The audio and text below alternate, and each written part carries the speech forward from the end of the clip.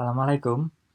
Halo teman-teman, malam ini kita akan memperbincangkan suatu pertanyaan. Muncul suatu perdebatan apakah SARS-CoV-2 ini adalah ciptaan dari manusia. Nah, orang-orang yang mengklaim bahwa SARS-CoV-2 ini adalah sebuah makhluk buatan ya, mereka men-share sebuah paper yang ada di Nature yang judulnya kira-kira mengenai sekelompok ilmuwan di Swiss yang berhasil merekonstruksi virus SARS-CoV-2 dengan menggunakan teknologi sintetik genomik. Teman-teman bisa lihat di link yang saya sertakan di deskripsi video. Nah, sebenarnya apa sih isi paper itu?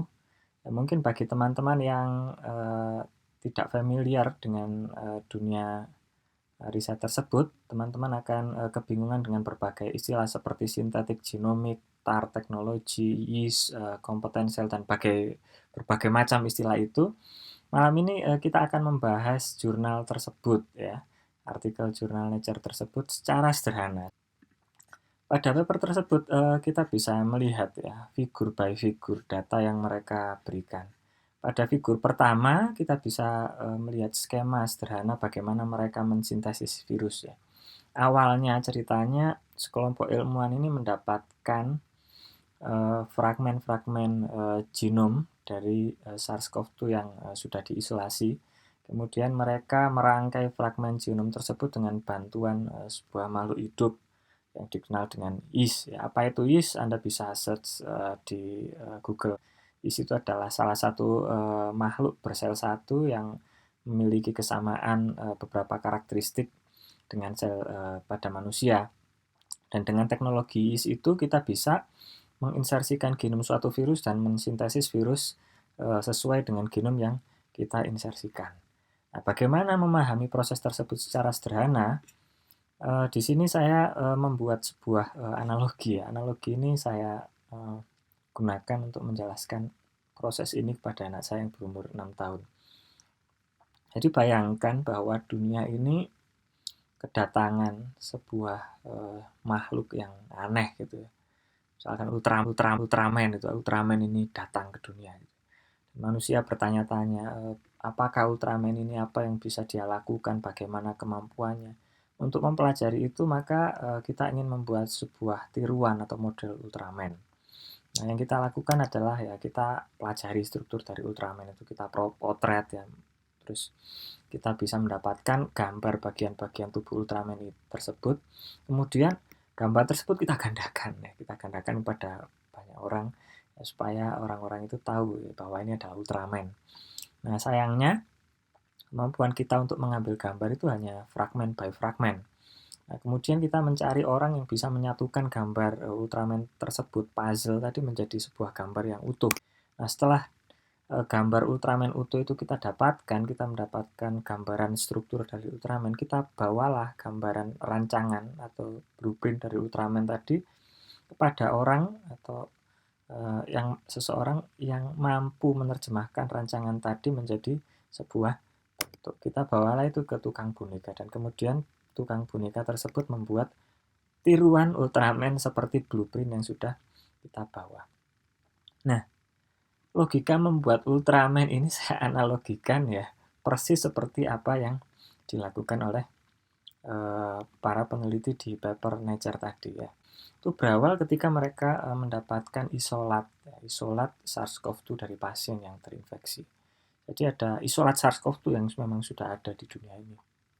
Kemudian dari isolat tadi mereka melakukan suatu proses sequencing, mempelajari sequence genom dari rantai genom dari SARS-CoV-2. Kenapa? Karena kalau kita tahu ya bangunan itu punya blueprint, punya rancang bangun, maka rancang bangun dari sebuah virus itu adalah rantai dari genom tadi. Nah, rantai genom tadi oleh peneliti tadi untuk kepraktisan ya dibagi menjadi 14 fragmen dan mereka memperbanyak rangkai genom tadi dengan bantuan makhluk hidup yang dinamakan yeast. Nah, yeast ini mampu memperbanyak genom dari SARS-CoV-2 tadi, sekaligus mereka mampu merangkai genom yang fragmen-fragmen genom yang sudah terpotong tadi menjadi satu. Jadi ibarat gambaran Ultraman ya, rangkai genom yang sudah menjadi satu ini adalah rancangan Ultraman tadi itu. Nah, kalau Ultraman tadi kita bawa ke orang yang bisa menerjemahkan blueprint tadi menjadi sebuah bentuk, maka setelah genom dari SARS-CoV-2 ini utuh dirangkai oleh yeast tadi, ditransfeksikan atau dihisipkan ke suatu sel yang dinamakan kompeten sel. Nah, kompeten sel ini memiliki kemampuan untuk menerjemahkan ya.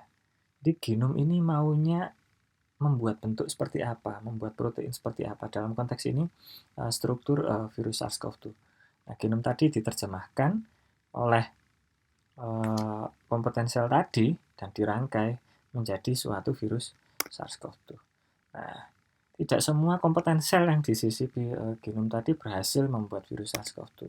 Contohnya pada figur yang saya tunjukkan pada screen capture berikut ini, bisa Anda lihat bahwa tidak semua klon itu memiliki sel yang berwarna hijau ya.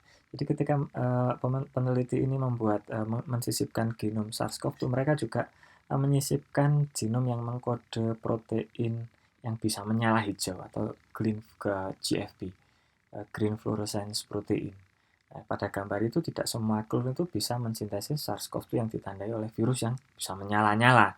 Bahkan ada virus yang ada sel yang gelap ya, tidak bisa mengklon SARS-CoV-2 tadi.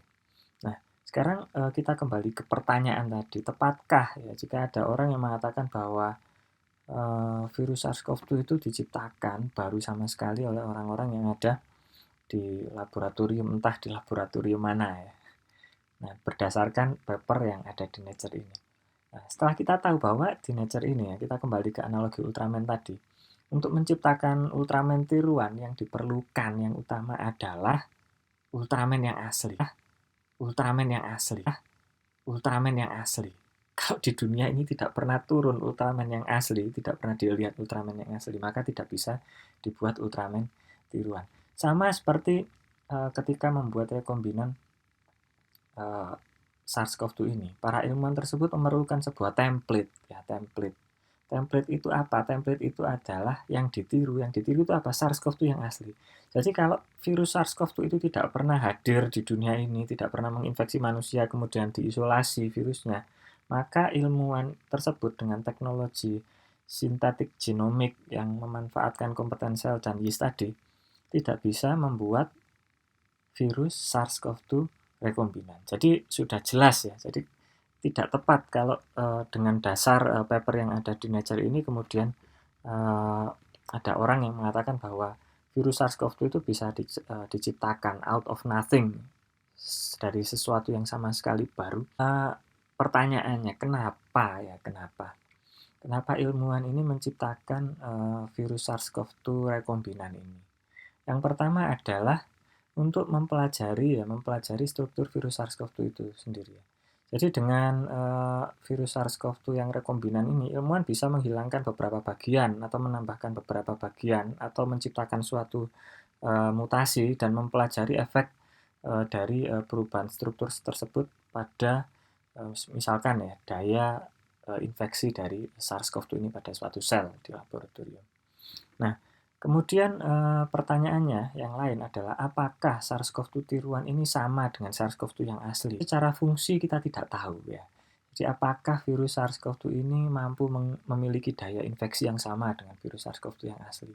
Apakah virus SARS-CoV-2 tiruan ini juga memiliki ketahanan yang sama dengan virus SARS-CoV-2 yang asli? Itu masih menjadi misteri ya. Sama kalau kita kembalikan ke analogi kita membuat Ultraman tadi, apakah Ultraman tiruan yang diciptakan tadi memiliki kemampuan dan kekuatan yang sama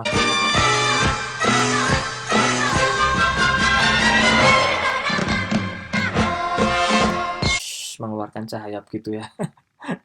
Tapi kita tidak tahu. Jadi semoga informasi ini bisa bermanfaat bagi kawan-kawan dan membantu kawan-kawan memahami isi dari paper yang ditulis di Nature ini.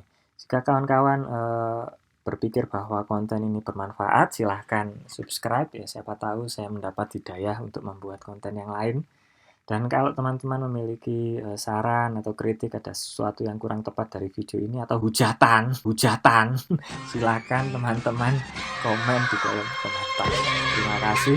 Sampai jumpa.